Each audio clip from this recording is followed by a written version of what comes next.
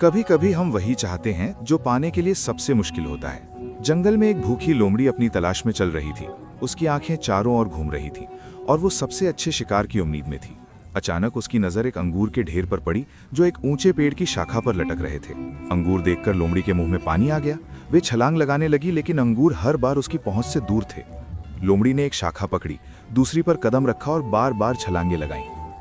कई बार उसके पैर फिसले और वो थोड़ी डर गई, लेकिन उसने हिम्मत नहीं हारी।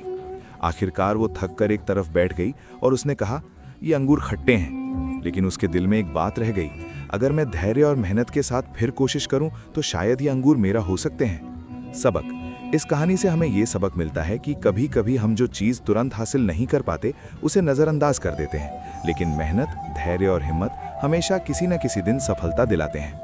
अंत में, अगर आपको ये कहानी अच्छी लगी हो तो वीडियो को लाइक करें, शेयर करें और हमारे चैनल को सब्सक्राइब करना बिल्कुल ना भूलें।